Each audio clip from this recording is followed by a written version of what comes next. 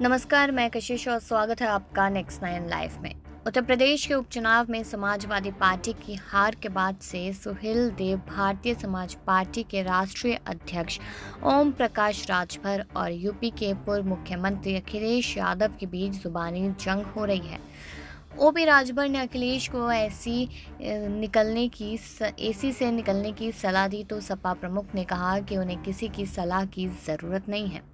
वहीं media reports के मुताबिक बताते चले कि ओपी राजभर ने 8 जुलाई को अपने पार्टी के पदाधिकारियों के साथ बैठक भी की है। इसी बीच ओपी राजभर ने बातचीत करते हुए कहा कि परिवहन मंत्री दयाशंकर सिंह ने इशारा किया है कि आप बीजेपी के साथ आ सकते हैं।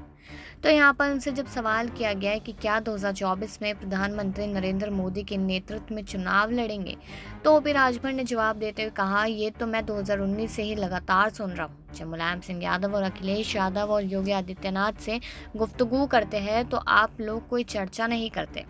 अपनी बात को आगे बढ़ाते हुए कहते हैं कि जब मुलायम सिंह जहां प्रधानमंत्री नरेंद्र मोदी से मुलाकात करते हैं तो उन पर चर्चा नहीं की जाती।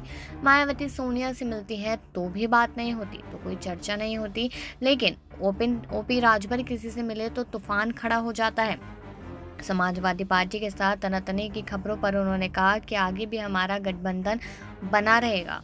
दयाशंकर सिंह ने ओपी राजभर को लेकर कही थी ये बात। बता दें कि परिवहन मंत्री ने एक इंटरव्यू के दौरान कहा कि ओपी राजभर से अक्सर मुलाकात करने का कारण क्या है। उन्होंने जवाब में कहा था कि उनका राष्ट्रीय कार्यालय बलिया में है, इसलिए उनसे मुलाकात होती रहती है।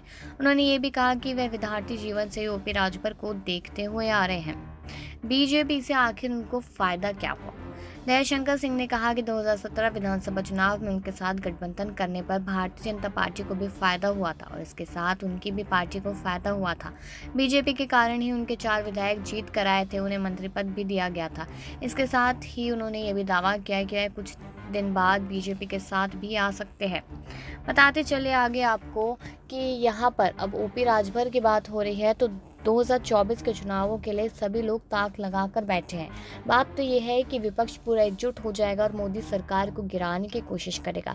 लेकिन वहीं पर जो नाराजगी लगातार चल रही है शिवपाल सिंह यादव की, ओपी राजभर की और अब तो आजम खान की भी, तो कहीं ना कहीं ये कयास लगाया जा रहा है कि बीजेपी में एंट्री मारने की पूरी कोशिश की जा सकती है। तो आने वाले टाइम में देखना होगा कि ऐसा होता है या नहीं।